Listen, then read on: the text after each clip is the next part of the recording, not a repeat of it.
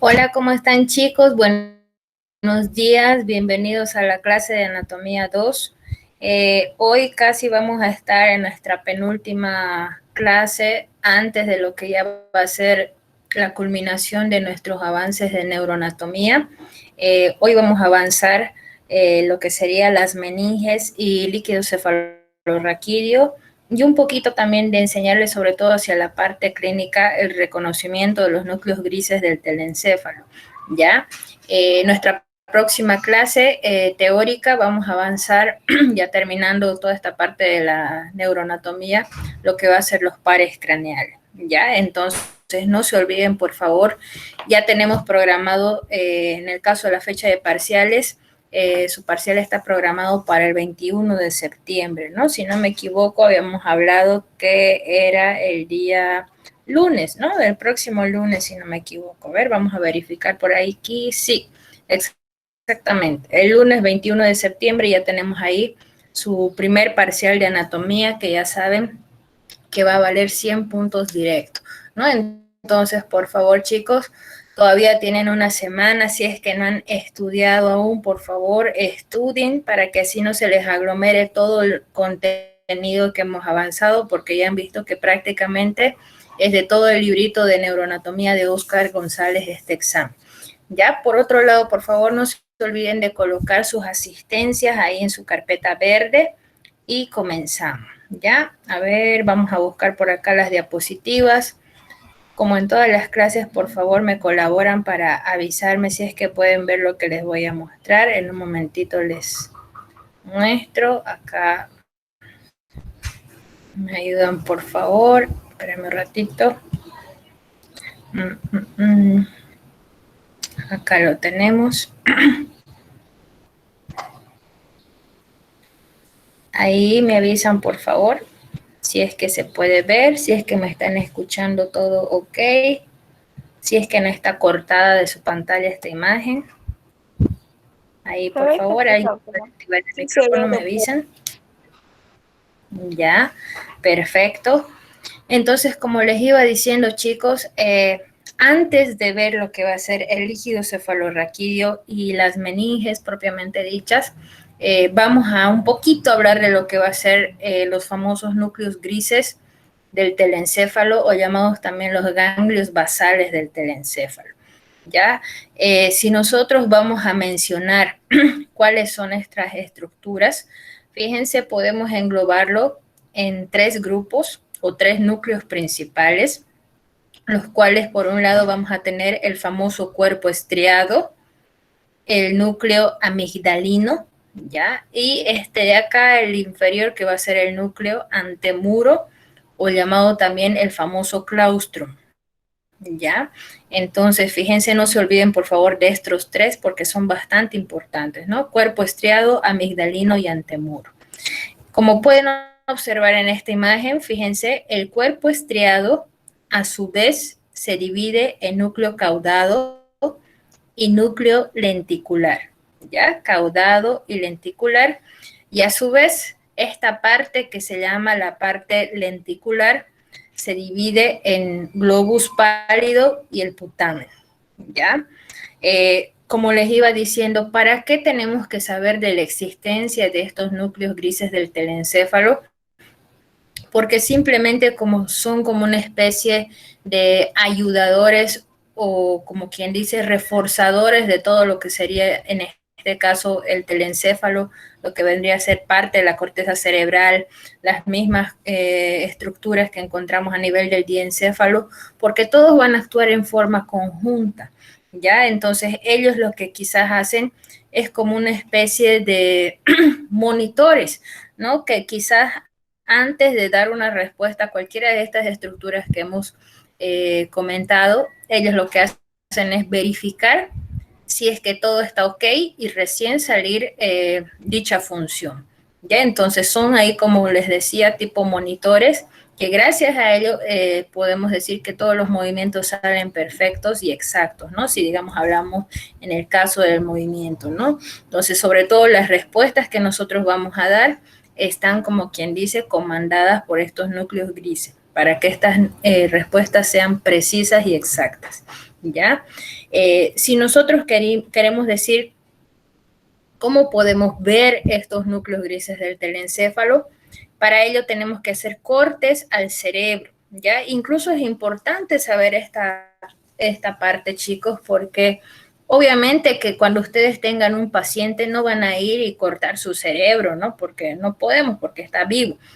Pero sí lo pueden hacer si, digamos, ponemos ahí un poquito el ejemplo de las famosas tomografías, ¿no? Ustedes han visto que en las tomografías tenemos los cortes, ¿no? Que van a ser simplemente, en este caso, por ejemplo, si pedimos una tomografía cerebral, ¿no? Vamos a pedir diferentes cortes por los cuales nosotros vamos a poder ver no solamente estos ganglios basales, sino diferentes estructuras de lo que sería el sistema nervioso. Entonces, para ellas hasta incluso tenemos que saber qué corte pedir, ¿no? Entonces, para que no se olviden, por favor, teniendo esta imagen, para que se ubiquen mejor, vamos a ver primero este corte, que es el corte de Fletching, ¿ya? Este corte de Fletching es como si cortáramos en este sentido al cerebro. Ya fíjense, es como si yo estuviera haciendo un corte, podemos decir, transversal, ¿no? Entonces, imagínense, estamos haciendo ahí los cortes a nivel de la tomografía, o digamos, los patólogos sí son los que pueden cortar de verdad el cerebro, ¿no? Pero si lo cortamos en este sentido, fíjense, ahí, como una flecha, para que se acuerden, en sentido horizontal, vamos a tener este resultado, esta imagen, ¿ya? Entonces, fíjense, grábense ahí, por favor, esa imagen. Ese vendría a ser un corte de Fletching del cerebro, en un estilo Fletch, en sentido horizontal, ¿ya? Con este corte de Fletching, ¿qué es lo que ustedes pueden ver, no? Fíjense, en primera instancia, todo esto que está de color más blanquecino, obviamente en todo lo que sería la periferia en este caso, va a ser la famosa sustancia blanca del cerebro, esta que está más oscurecida, donde podemos decir que hay mayor cantidad de vasos sanguíneos y cuerpos neuronales, cumple la misma teoría de lo que sería la médula espinal. Entonces, esto sí vendría a ser la sustancia gris del cerebro, ¿ya? Si hablamos, por ejemplo, de estructuras más grandes que ustedes ya han ido conociendo, por ejemplo, una de las partes del diencéfalo, acá tenemos lo que vendría a ser el tálamo. Fíjense que acá el tálamo se ve bastante grande, bastante voluminoso. Si hablamos de espacios que podemos ver en este corte de Fletching, aquí vamos a tener los famosos ventrículos laterales, ya estarían a este nivel. Y si hablamos de estos núcleos grises del telencéfalo, lo que hace un momentito les estaba comentando, ¿no? Fíjense, en este corte de Fletching vamos a ver lo que sería el núcleo caudado, ¿no? El núcleo caudado se dice que tiene la forma como si fuera un tipo gusanito, entonces se ve como si fuera acá una cabeza. El cuerpo no lo podemos ver muy bien en este corte, pero sí se ve la cabeza y la cola de ese núcleo caudado. Ya, fíjense, cabeza y cola del núcleo caudado. Ya, por otro lado, más hacia afuera o a su ladito vamos a tener acá la aparición del otro núcleo, fíjense. Este en sí sería lo que sería el núcleo lenticular, ¿no? Toda esta parte. Entonces, acuérdense que el núcleo lenticular estaba formado por lo que era el globus pálido y esta parte de acá vendría a ser el famoso putamen, ¿no? Hacia afuera, acá tenemos el núcleo antemuro o el claustrum, ¿no? Claustrum. Entonces, fíjense, no se olviden, por favor, antemuro o claustrum, ¿ya? Entonces, lo que ustedes tienen que acá saber diferenciar es dónde exactamente vamos a encontrar estos núcleos y entre qué estructuras las podemos visualizar, podemos decir, ¿no? Entonces, para ello se hace quizás una pequeña división, podemos decir, donde nosotros vamos a encontrar unos espacios que se denominan las famosas cápsulas, ¿ya? Entonces, acá van a ver ustedes, por ejemplo, en este espacio que acá están viendo quizás un poquito más blanquecino, vamos a ver la famosa cápsula interna, ¿ya? hacia este nivel vamos a encontrar la cápsula externa y más hacia afuera vamos a encontrar la cápsula extrema. Ya lo que quiero que ustedes vean es que, por ejemplo, acá podemos decir entre núcleo caudado y lo que sería el globus pálido, ahí vamos a encontrar la cápsula interna. Entre putamen y antemuro vamos a encontrar acá la cápsula extrema y entre lo que sería el antemuro y la corteza cerebral, ahí vamos a encontrar lo que sería la cápsula extrema, ¿no? Es importante saber esto porque después cuando quizás hay alguna alteración, ustedes pueden ver modificaciones en estas cápsulas o entre estos núcleos, ¿no? E incluso en los parciales habían preguntas donde les pueden decir, ¿no? Entre qué estructuras se encuentra, por ejemplo, la cápsula extrema, ¿no? Y ahí les van a poner entre núcleo caudado y globus pálido, entre putamen y antemuro, etcétera, etcétera. Entonces ustedes tienen que saber diferenciar cada uno de los núcleos, ¿no? Si volvemos a ver, fíjense, acá tenemos otro corte de fleshing, volvemos a ver las mismas imágenes. Acá tenemos todo lo que sería la sustancia blanca, acá nuestra sustancia gris, que es periférica, acá vendrían a estar los ventrículos laterales, ¿ya? Esto vendría a ser lo que es el tálamo, fíjense aquí quizás se lo puede ver un poquito mejor. Este vendría a ser la cabeza del núcleo caudado, aquí tenemos la cola, ¿no? Acá tenemos lo que sería el globus pálido, lo mismo de este lado, acá tendríamos el putamen y acá simularíamos tener el claustrum o el antemuro, ¿no? De la misma forma, fíjense, acá tenemos lo que sería la cápsula interna, en este espacio la cápsula externa y más hacia afuera tenemos la cápsula extrema, ya no se olviden de él. Hasta ahí, no sé si tienen alguna pregunta, alguna duda para que yo les vuelva a repetir, me dicen por favor. Cualquier cosita, no hay ningún problema, yo les puedo repetir, ¿ya? Ahí aprovechen, por favor. De todas formas, tal vez aquí me dirán también, hola, hola. ¿Puedes volver a repetir entre qué muro, entre qué núcleo se encuentran? No le escuché muy bien, ¿me puede repetir, por favor, la pregunta? Hola, hola. ¿Entre qué muro se encuentran los núcleos? ¿Puedes volver a repetir eso? Ya, entre qué, no sé qué, se encuentran los núcleos, te escuché. ¿Quieres saber sobre las cápsulas? ¿Entre qué núcleos están? Sí, eso. Ah, ya, ahora sí. Ya, primero tenemos 3 cápsulas, no se olviden de eso. La interna, la externa y la extrema, ¿no? La cápsula interna vendría a ser toda esta de acá, que podemos decir que va a estar entre núcleo caudado, ¿ya? Y acá lo que sería el globus pálido, que vendría a ser esta parte de acá. Ya todo ese vendría a ser la cápsula interna.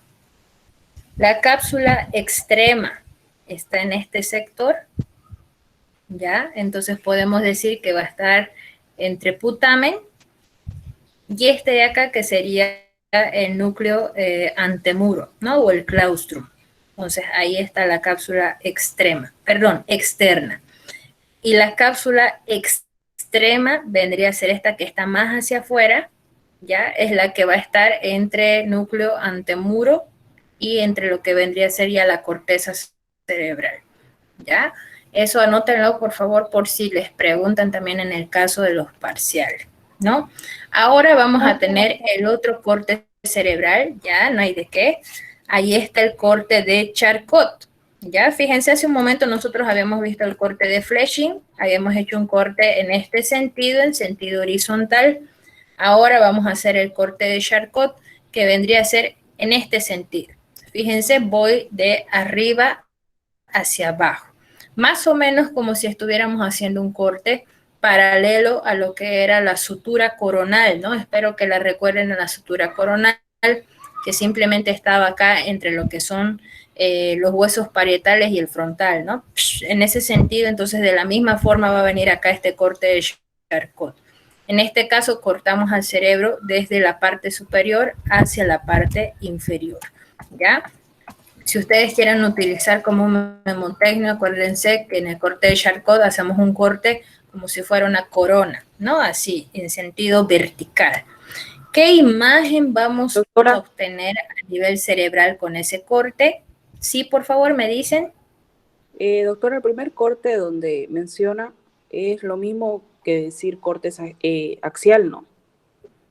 Y el Sí, que exactamente. y el que muestra ahorita es como un corte sagital. Sí.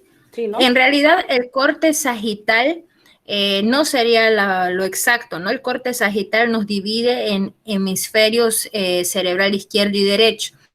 En este caso estamos haciendo un corte coronal, más o menos, como si estuviéramos haciendo. Ajá. Ah, ya. Ya, no se confundan, porque sagital sería acá, ¿no? Y partiríamos el cerebro en izquierdo y derecho. Entonces, no es sagital. Es como si hiciéramos un corte paralelo a la sutura coronal, ¿no? Pero es así en sentido axial o vertical, como dice. ¿Ya? Ya. Listo. Entonces, fíjense, en el caso acá de este corte de Charcot, vemos quizás estructuras similares, pero dispuestas en diferentes sentidos, ¿no? Pero fíjense que asimismo nosotros estamos viendo ahí lo que ya conocíamos en el corte de Fletching. Volvemos a ver acá lo que sería la sustancia blanca. Aquí tenemos la sustancia gris, obviamente todo esto que está rodeando la corteza cerebral. Acá volvemos a ver a los ventrículos laterales. Fíjense, acá volvemos a ver el tálamo. En el caso del núcleo caudado, volvemos a ver aquí las cabezas y las colas del núcleo caudado. Acá no se olviden el núcleo lenticular con sus dos partes, el globus pálido y el putamen. Y acá volvemos a ver lo que sería el claustrum o el antemuro, ¿no? De la misma forma volvemos a ver las cápsulas en el mismo sentido, ¿no? Acá tenemos las cápsulas internas, acá también, por acá la cápsula externa, ya, acá también la volvemos a ver, y más hacia afuera tenemos lo que sería la cápsula extrema, ¿no?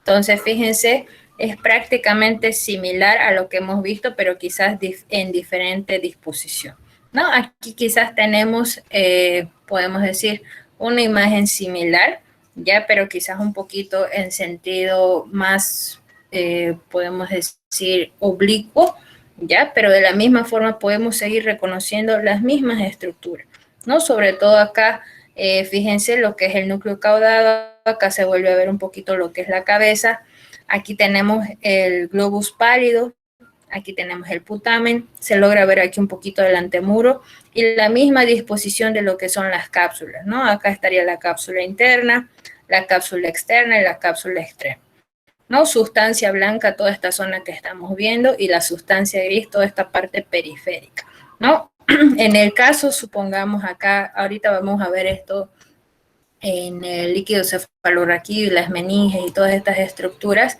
es importante, ¿no? Reconocer quizás acá las imágenes normales de todos estos núcleos, de los espacios ventriculares y todo ello, porque vamos a ir viendo que cuando hay alteraciones, estos espacios se pueden modificar, ¿no? A veces por excesos quizás de líquido, qué sé yo, una hemorragia, algún derrame, etcétera, etcétera, pueden comprimir estos espacios, ¿no? Y eso sí va a ser visible en las famosas tomografías, ¿no? Tomografías de cráneo, tomografías cerebrales, ¿ya? Y entramos entonces acá a lo que sería el líquido cefalorraquídeo y las meninges, ¿no? Entonces, para que no se olviden, por favor, las meninges son como una especie de membranas protectoras que van a estar siempre alrededor de todo lo que sería sobre todo el sistema nervioso central. Entonces, fíjense, siempre van a cubrir a lo que sería el cerebro, el cerebelo, todas las estructuras que están dentro del cráneo y a nivel de lo que sería el conducto raquídeo, entonces también envuelve lo que va a ser la médula espinal, ¿ya? Entonces vamos a tener meninges craneales, meninges medulares, podemos decir, pero respecto a sus capas, eso sí no se va a alterar, ¿no? Entonces siempre vamos a tener las tres capas principales que desde la parte más superficial a la parte más profunda siempre va a ser la famosa dura madre, porque quizás es la más resistente, por eso quizás se llama así. Debajo de ella vamos a tener la aracnoides y más profundamente vamos a tener la famosa pía madre, ¿no? Que la pía madre le encanta, podemos decir, adherirse bastante a las estructuras que están protegiendo esta meninge, ¿no? Por ejemplo, en el caso de la médula, fíjense que es la que envuelve prácticamente bien apegada a lo que sería la médula en sí. Y en el caso de la, por ejemplo, de la pía madre cerebral, esta capa, a comparación de las otras meninges, es la que se introduce hacia los surcos del cerebro, ¿no? Como ustedes pueden ver acá, ¿no? Fíjense, ella se introduce con todos los surquitos que va haciendo el cerebro que hemos ido estudiando cuando veíamos corteza cerebral. Esta pía madre acompaña todas esas formaciones que se van haciendo, ¿ya? En cambio, fíjense acá, las otras capas quizás van a ser un poquito más superficiales, ¿no? No se involucran tanto con esos ingresos que quizás tenemos ahí al formar los diferentes surcos del cerebro, ¿no? En el caso, fíjense, de la dura madre craneal, incluso a comparación de la medular, vamos a tener como una especie de 2 capas solamente de dura madre, donde nos sirve porque vamos a encontrar diferentes senos venosos que ya hemos ido viendo cuando avanzábamos la parte de irrigación, donde van a estar las famosas venas, ¿no? Con sus desembocaduras de los senos, ¿no? Entonces, eso está a nivel de la dura madre, ¿ya? Y en el caso de los espacios, ¿no? No se olviden que todo lo que está más superficial a la dura madre va a ser el espacio epidural, ¿no? Va a ser siempre el espacio más superficial,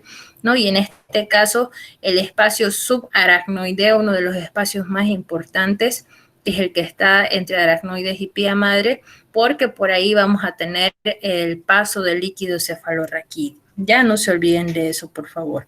En el caso de los parciales, quizás les van a preguntar eso, ¿no? Yo me acuerdo que había una pregunta así, por ejemplo, ¿cuál de las meninges se introduce entre los surcos del cerebro, ¿no? Entonces, acuérdense, la que está siempre en forma más íntima con estas cisuras, con los surcos del cerebro, siempre va a ser la capa más interna, que sería la pía madre, donde encontramos líquido cefalorraquídeo, podemos decir, en el espacio subaracnoideo, que va a estar entre aracnoides y pía madre, ¿no? Y hay otra pregunta también donde podrían decirles dónde están los diferentes senos venosos cerebrales, ¿no? Entonces ahí directamente nombramos a lo que sería la dura madre, ¿no? Entonces, esta imagen también vamos a aprovechar, fíjense, que a pesar de que quizás podemos decir, obviamente sabemos que los huesos son bastante resistentes, fíjense, tenemos diferentes capas de protección, ¿no? Sobre todo para lo que va a ser el cerebro. Entonces, fíjense, acá tenemos el cráneo, los huesos del cráneo, siempre con sus 2 tablas, una tabla externa, una tabla interna. Esta parte interna o central de esas 2 tablas es el díploe, ¿ya? Acá recién vamos a tener las famosas meninges, ya saben, de afuera hacia adentro, la dura madre, la aracnoides y la pía madre, y recién nos vamos a encontrar con lo que sería, en este caso, formaciones del sistema nervioso central, ¿no? Entonces, imagínense, para llegar quizás a un traumatismo, llegar a abrir estas cavidades tiene que ser demasiado fuerte, quizás un golpe para producir, en este caso, lesiones, ¿no? Lo lamentable es que a veces, ya que digamos son cavidades tan resistentes, ¿no? Incluso estando cerrada esa cavidad, se pueden dañar los vasos sanguíneos, ¿no? Que en este caso también serían, podemos decir, estructuras demasiado frágiles que están en esta misma cavidad.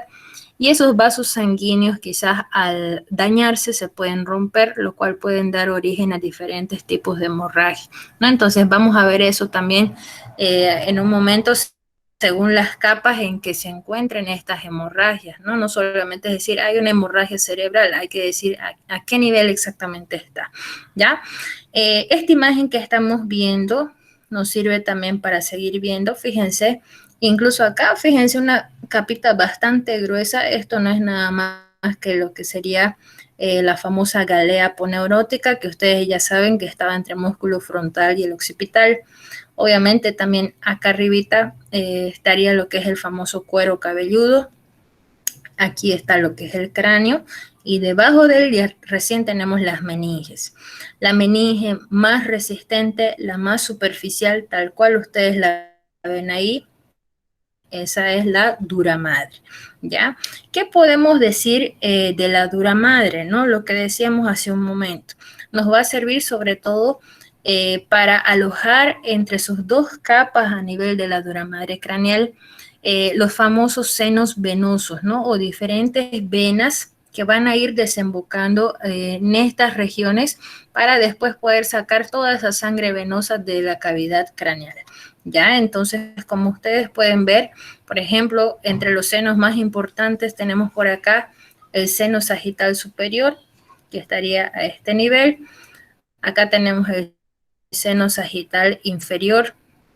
Aquí abajito tenemos el seno recto, uno de los senos más importantes, más o menos acá, continuando con este seno recto, el seno sigmoideo, que después no se olviden que es el que se va a transformar en la famosa vena yugular interna para poder sacar toda esta sangre venosa de la cavidad craneal, ¿no? También tenemos una especie de dura madre que está envolviendo también a lo que sería el cerebelo, ¿ya? Y un poquito también hay para lo que sería el tronco encefálico, ¿no? Después seguimos lo normal hacia la médula espinal, ¿ya? Podemos decir, entre estructura, por ejemplo, cerebral y estructura cerebelosa, hay como una especie de reflexión que hace esta misma capa o espacios que va a formar esta capa, ya las cuales se van a denominar las famosas tiendas. No sé si han escuchado o han leído ahí cuando veían cerebelo, decía la tienda del cerebelo, la tienda de bla, bla. Entonces, esas tiendas no es nada más que espacios que hace esta misma dura madre, por ejemplo, acá entre el lóbulo occipital del cerebro y acá entre lo que sería el cerebelo. ¿Ya? Entonces, eso sería en el caso de la dura madre. Volvemos a repetir, no se olviden, fuera de la dura madre vamos a tener el espacio epidural, que es, podemos decir, el que está directamente relacionado ya con lo que sería la parte ósea, ¿no? El espacio epidural, ¿ya? Ahora, les decía hace un momento, ¿cuál es la importancia de saber sobre estos espacios, ¿no?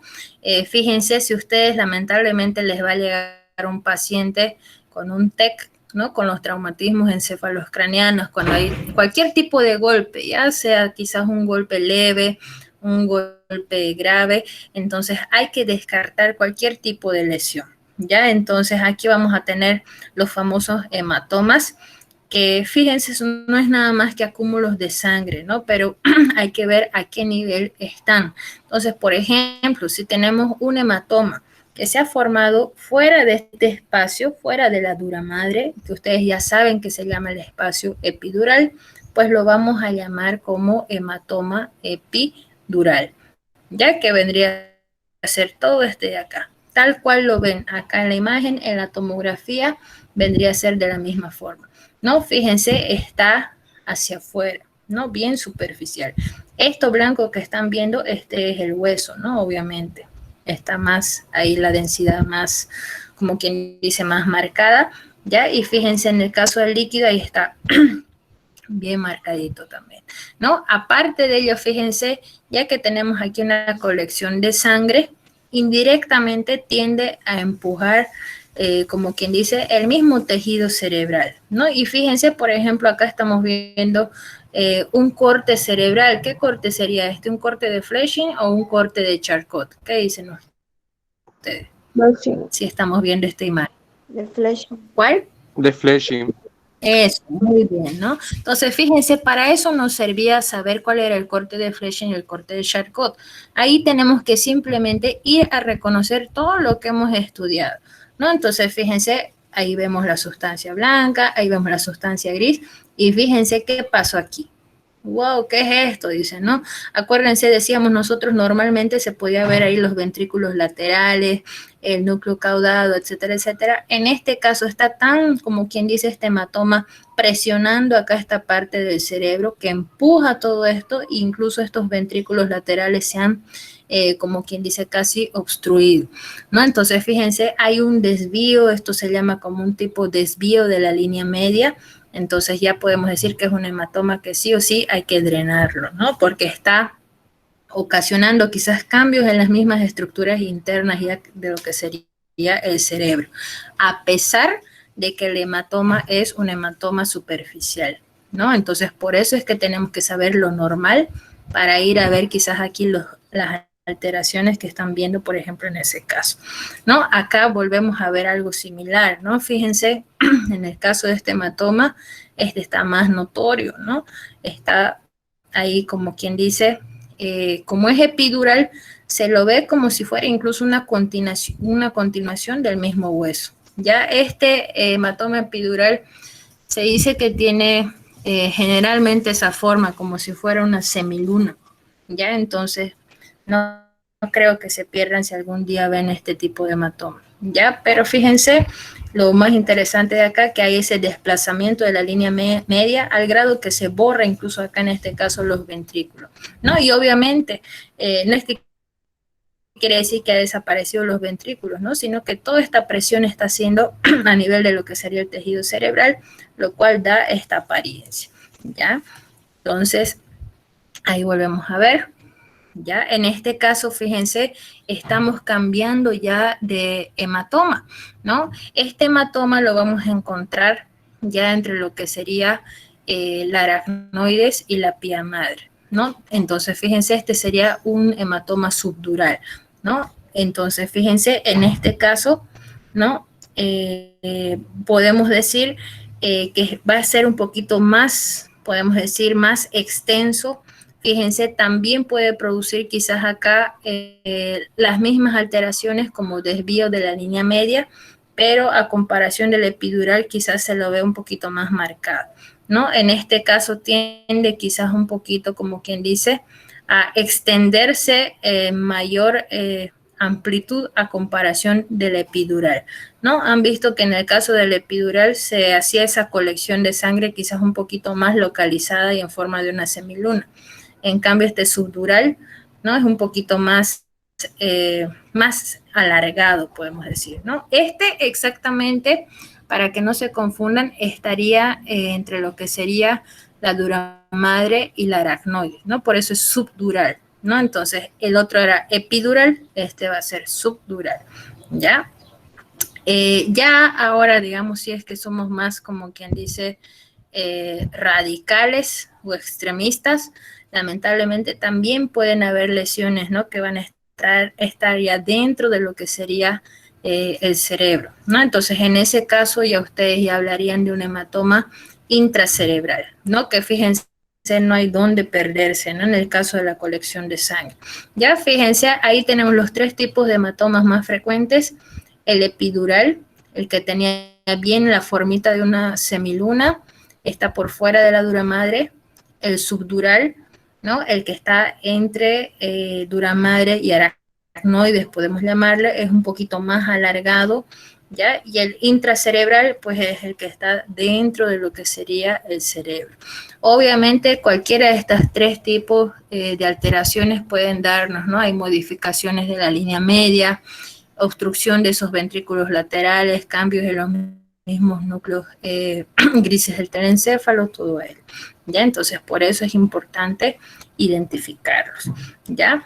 Seguimos viendo por acá. Fíjense, acá tendríamos ya las meninges medulares, ¿no? De la misma forma, no se olviden, por favor, la duramadre, aracnoides y pía madre, ¿no? La pía madre es la que quizás está más, podemos decir, siempre apegada a todas las estructuras del sistema nervioso, ¿ya? Ahora, si pasamos ya a hablar del líquido cefalorraquídeo, como yo les decía en las clases iniciales, ustedes deben de saber que el líquido cefalorraquídeo se va a producir, podemos decir, fabricar en los famosos plexos coroideos. Ya no se olviden de eso. donde hay plexos coroideos en todos los ventrículos que ya hemos ido mencionando. Entonces, fíjense, incluso acá está anotadito, tenemos los ventrículos laterales, tenemos el tercer ventrículo, tenemos el cuarto ventrículo. No, en el ventrículo terminal de Krauss no lo vamos a nombrar porque ahí es bastante pequeño, ¿no? Pero estas sí son cavidades más grandes donde se van a formar a nivel de los plexos coroideos el líquido cefalorraquídeo. Entre estos tres ventrículos que ustedes están viendo, donde quizás se produce mayor cantidad, va a ser a nivel de los ventrículos laterales, ¿ya? Porque ahí la extensión de los plexos coroideos incluso es mayor, ¿ya? ¿Cuánto de líquido cefalorraquídeo se produce? Fíjense, 150 ml, ¿ya? De los cuales no se olviden, por favor, que se renueva de 3 a 4 veces cada 24 horas. ¿Ya? Entonces, fíjense aproximadamente durante un día, ¿qué quiere decir esto? Que durante aproximadamente 3 o 4 veces al día, este mismo líquido cefalorraquídeo se va renovando, ¿ya? Es decir, como tipo actualizando, purificando todas estas estructuras, ¿ya? Ahora, para que quizás no haya ahí una acumulación también de líquido cefalorraquídeo, vamos a decir que también se va a tender a, por un lado, a secretar, ¿no? El líquido cefalorraquídeo y por otro lado también se tiene que reabsorber, ¿no? Para quizás no haya un exceso de líquido cefalorraquídeo. ¿Dónde vamos a reabsorber el líquido cefalorraquídeo? En las vellosidades subaracnoideas, ¿no? Que quiere decir, obviamente, en el espacio subaracnoideo. Por eso es que siempre hablamos, por ejemplo, acá, sobre todo cuando hablamos en el caso de la médula, ¿no? En la misma parte cerebral, no se olviden del espacio subaracnoideo, que simplemente está entre aracnoides y pía madre. En todas estas vellosidades ahí hay líquido cefalorraquídeo, ¿ya? Pero a este nivel se van a reabsorber, ¿ya? No se olviden de eso, por favor. ¿Para qué nos va a servir el líquido cefalorraquídeo? Ya se dice que sirve como un tipo de protección hidráulica, ¿ya? ¿Qué quiere decir esto? Que ante los movimientos, ante los saltos, etcétera, etcétera, no permite que, como quien dice, hay esos desniveles que podría haber a nivel del sistema nervioso central, los mismos golpes, ¿no? Entonces es como si amortiguara todas estas estructuras, tipo también protector, como un tipo de almohadita líquida que va a estar ahí envolviendo a todas estas estructuras del sistema nervioso. Ya, entonces no se olviden de eso, por favor. Si hablamos de la circulación del líquido cefalorraquídeo, ¿no? Toda la historia generalmente siempre comienza, no se olviden, en los plexos coroideos, donde hay mayor cantidad de plexos coroideos. Tenemos acá en los ventrículos laterales, ¿ya? Acuérdense, para comunicarse los ventrículos laterales con la otra cavidad, que en este caso acá estaría el tercer ventrículo, vamos a hacerlo a través de un pequeño orificio que sería el pequeño agujero de Monro, que estaría más o menos por acá, ¿ya? El agujero de Monro, o también se llama agujero interventricular. No se olviden, por favor, comunica ventrículos laterales con tercer ventrículo. Luego, este mismo líquido cefalorraquídeo que está en este sector tiene que pasar hacia lo que va a ser el cuarto ventrículo. Entonces, fíjense quién los está comunicando. Este era el famoso acueducto de Silvio. Fíjense, acá estamos en mesencéfalo, entonces este es el acueducto de Silvio, ¿ya?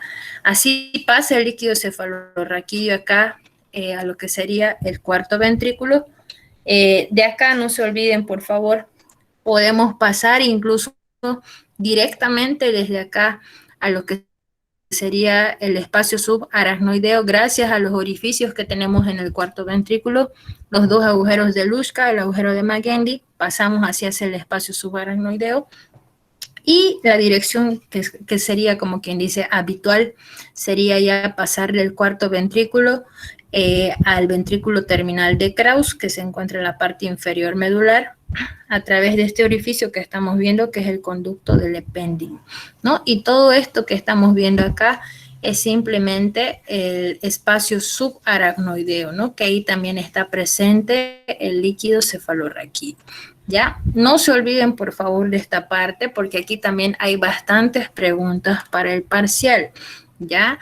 Les pueden hacer preguntas de la siguiente forma, ¿no? ¿Qué orificio comunica, por ejemplo, ventrículos laterales con el tercer ventrículo? No se olviden, agujero de Monro, ¿no? O podrían hacerles otra pregunta. El acueducto de Silvio comunica las siguientes cavidades. De ahí ponerles opción A, los laterales del tercer ventrículo.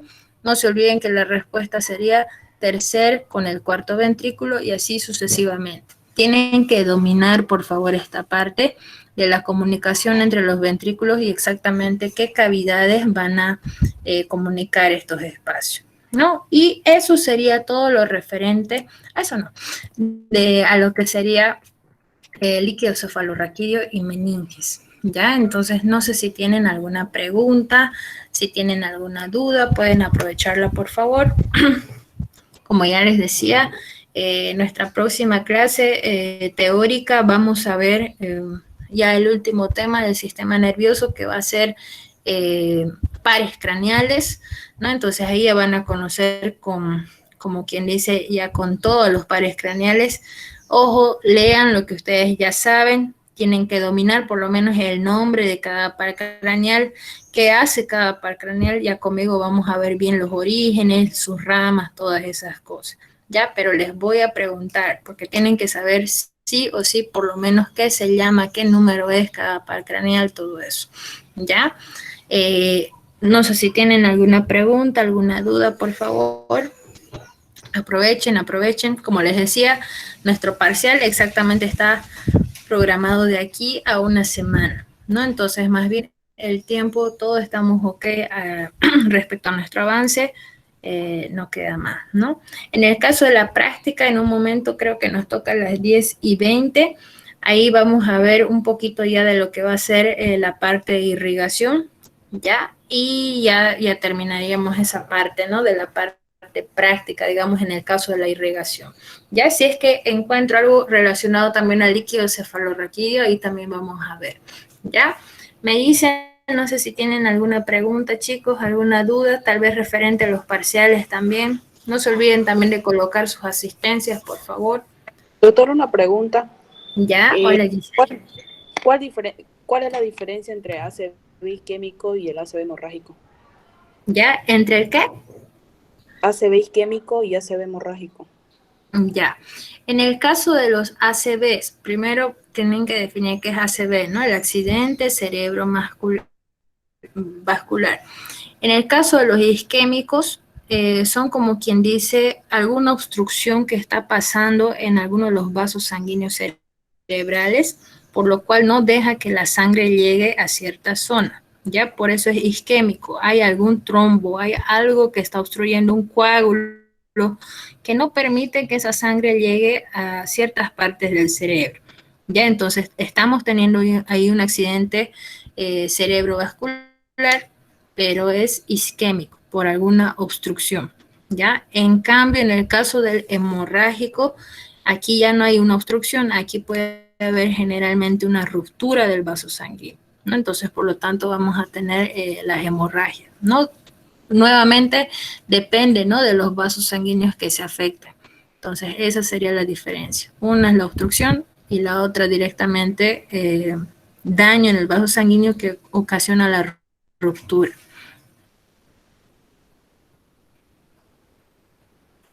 ¿Listo? ¿Qué más me dicen por ahí? ¿Alguna otra pregunta? ¿Alguna otra duda? Cri, cri. Voy guardando la grabación por si acaso, chicos, para que la tengan ahí